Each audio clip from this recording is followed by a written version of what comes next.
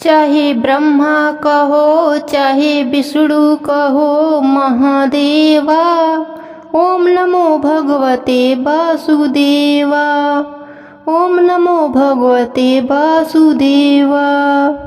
नमस्कार दोस्तों, आज मैं आपको एकादशी व्रत में सुनी जाने वाली गणेश भगवान की कहानी सुनाने जा रही हूँ। प्रेम से बोलिए गणेश भगवान की जय हो, विष्णु भगवान की जय हो, एकादश माता की जय हो। एक समय की बात है, एक गांव में एक बुढ़िया माई अपने परिवार के साथ रहती थी। बुढ़िया माई विष्णु भगवान की परम भक्त थी। वह हमेशा दोनों पक्षों की एकादशियों का व्रत करती थीं और कथा कहानी सुनती थीं। उन्होंने कभी भी व्रत में गणेश भगवान की कथा न कही न सुनी। इसी कारण उनका व्रत अधूरा रह गया। पर बुढ़िया माई को इस बात का पता नहीं था। उनको लगता था कि वह तो पूरा व्रत कर रही हैं और उनके व्रत के पुण्य से उनको वैकुंठ लोक की प्राप्ति जरूर होगी। देखते ही देखते बुढ़िया माई की मृत्यु हो गई। उन्हें लेने यमलोक के दूत आए। वह देखकर घबरा गईं और बोली, मैंने जीवन भर विष्णु भगवान की भक्ति श्रद्धा भाव से किया, एकादशी का व्रत किया। मुझे तो लेने वैकुंठ लोक का विमान आएगा, मैं आपके साथ नहीं चलूंगी। इतना कहकर बुढ़िया माई रोने लगी और विष्णु भगवान को पुकारने लगी। विष्णु भगवान गरुड़ पर सवार होकर बुढ़िया माई के पास आए और बोले, बुढ़िया माई, तूने तो पूरी श्रद्धा से व्रत किया, पर तुमने व्रत में कभी भी गणेश भगवान की कथा न कही न सुनी। इसी कारण तेरा व्रत अधूरा है। बुढ़िया माई विष्णु भगवान से जीवन दान मांगने लगी ताकि वह एकादशी का व्रत करके उसका पूरा पुण्य प्राप्त कर सके।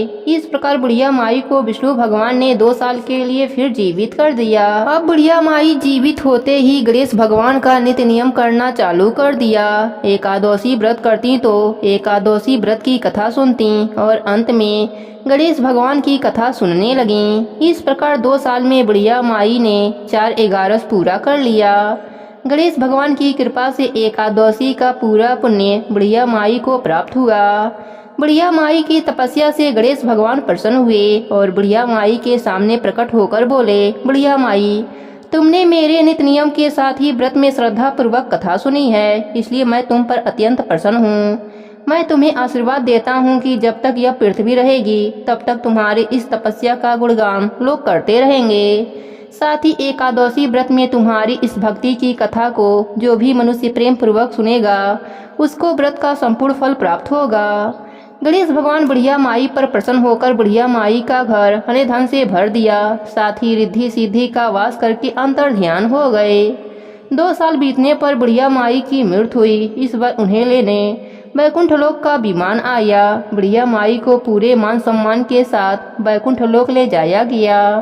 इस प्रकार गणेश भगवान की कृपा से बुढ़िया माई का घर अन्य धन से भर गया और मरने के बाद वैकुंठ लोक का सुख मिला। हे गणेश जी महाराज, जैसे आपने बुढ़िया माई पर प्रसन्न हुए, बुढ़िया माई के व्रत को पूर्ण किया, उसके घर को अन्य धन से भर दिया, वैसे ही एकादशी व्रत करने वालों को भी पूरा फल देकर उनका घर अन्य धन से भर देना। कहानी अधूरी हो तो पूरी करना, पूरी हो तो मान रखना। प्रेम से बोले गणेश भगवान की जय हो, विष्णु भगवान की जय हो, एकादश माता की जय हो।